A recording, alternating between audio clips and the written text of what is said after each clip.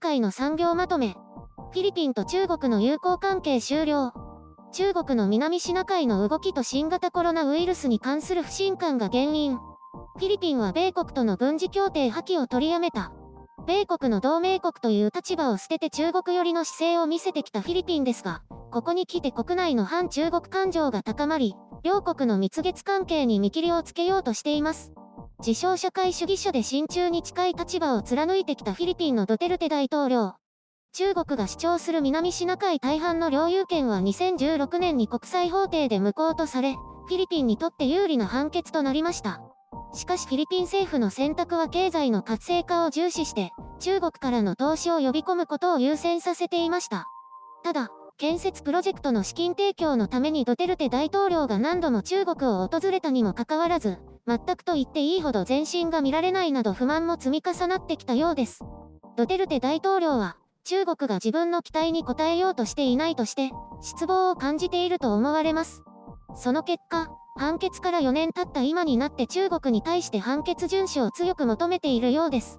この背景にはフィリピン国内で高まり続ける中国への反感もあるようです。反感の高まりの原因の一つは中国海軍の艦船がフィリピン軍に対してレーダーを照射したとされる事件。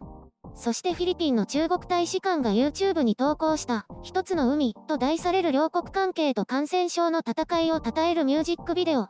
これに対して国内で怒りと反感が集まったようです。現在この動画は世界中から22万の悪評価を集めています。高評価はたった4000余り。さらに新型コロナウイルスに対して多くの国民が中国政府が情報を隠蔽していると考えているようです。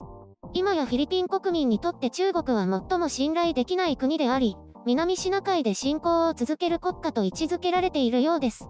ドゥテルテ大統領は先月、米国との訪問米軍地位協定を破棄するという2月の決定を覆し、軍事面では米国への歩み寄りを再び見せています。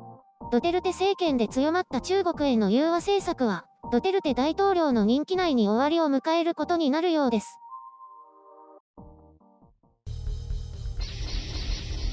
編集所管。今回の概要。批判集中。中国のプロパガンダビデオ。フィリピン人の反中国感情。フィリピン政府の微妙な立ち位置。まず話題のミュージックビデオですが、久しぶりにこんなに評価の悪い動画を見ましたね。中国のプロパガンダビデオが自由世界の YouTube でこうなることは目に見えていましたけど、中国国内なら何億もの高評価とたくさんの称賛のコメントがあるんでしょうけど、タガログ語と中国語の字幕しかないのですが、中国から寄贈された病院設備に高官が感謝する映像と、ドゥテルテ大統領が中国からのものなら問題ないと話しているシーンなどだそうです。なんだかビデオに出演した多数のフィリピン人の皆さんが本当にお気の毒です。国内でいじめられたりしてないよね。批判の的となったフィリピン人歌手は国のために歌ったと話しているようです。一つの海とは、フィリピンと中国が領有権を争っている南シナ海。フィリピンからすれば西フィリピン海のことを指しているわけです。中国としてはこの一つの海は二国の共有財産であり、この海域を守って米国などの外敵を追い出そうという意図なのでしょうかね。フィリピン人にとっては、私たちって誰？外敵の中にフィリピンも入っているんじゃない？と感じるところではないでしょうか。ワンチャイナ、一帯一路、すなわちワンベルトワンロード、そしてこの一つの海、ワンシー、この1という数字って中国でしょ？多めに見ても中国が主体ということだとフィリピン国民の誰しもが感じているということですね。最近フィリピンメディアは排他的経済水域への中国船の侵入を侵略行為だと批判し、ドゥテルテ大統領も中国への批判を声高に叫ぶようになりました。一方で大統領報道官は対立を鮮明化させずに相変わらず友好的であると主張していますね。フィリピン政府としては立場をあまり明確にしたくない部分もあるのでしょう。フィリピンは先日日本の海上自衛隊と合同訓練を行っていて、対中国への警戒態勢と連携を強めています。日本が以前フィリピンに寄贈した航空機 C90 との連携訓練だそうで、フィリピンの中国への姿勢が明確化していますね。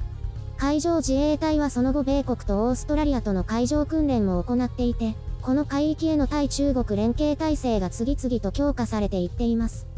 フィリピンは以前から中国を武力で打ち負かすことはできないとしていましたが、ここに来て武力を用いるというのも選択肢となってきたようです。少なくとも領海の防衛と権利主張には武力が必要となります。ただ、米国との同盟関係だけに依存せずという条件があるかと思われます。自衛隊との合同訓練から察するに、フィリピンは他国間での連携を望んでいるのではないでしょうか。そういう意味では今は徐々に環境が整ってきているのだと思います。ドゥテルテ大統領の立ち位置は非常に微妙なもので、中国寄りでもあるし、ある部分では米国寄りでもあったわけです。これまでは中国には最大の配慮をしてきた親中派と言えますけど、状況が変われば立場を変えられるということを今は示しているようです。国内での中国批判が大きなうねりとなっているようですから、中国とはこれまで通りというわけにはいかないようです。どうあれ、中国は自らの行動によって、これまで散々擁護を受けてきたフィリピンからも距離を置かれてしまったわけです。今や脱中国が世界的なトレンドとなりつつありますね。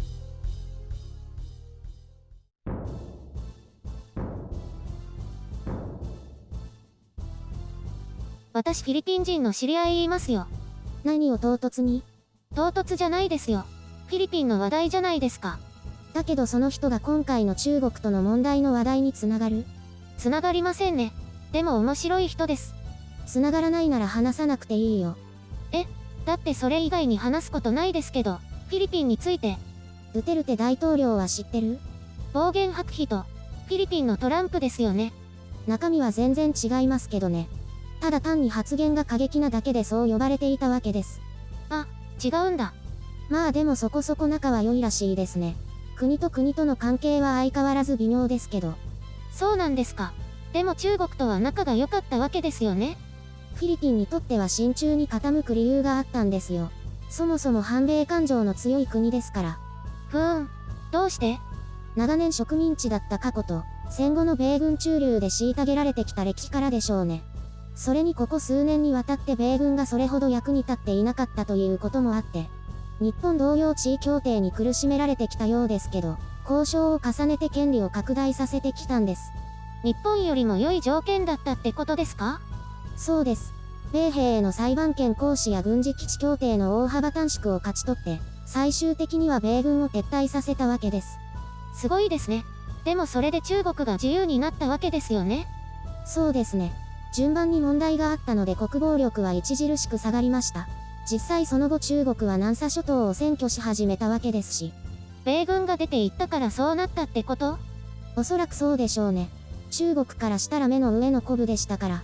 それでフィリピンは今回問題の一つである訪問米軍地位協定を結んだわけですが、結果的にはあまり効果がなかったようで。ちぐはぐなんですね。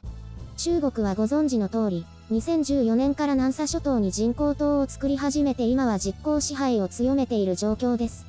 アメリカがいたのにってことですね。そう。なので今年の2月に米軍との地位協定を破棄しようと言い出したわけですけど。それを撤回したってことですか？そうです。先ほど話したように中国が新型コロナウイルス関連などで信頼を失ったし、南沙諸島関連でもフィリピン国民の感情を逆なでしたので。中国の自業自得ってことですか？最近こんなのばかりですね。戦略がどこかしら雑なんでしょうね。リスク管理に問題があるんだと思います。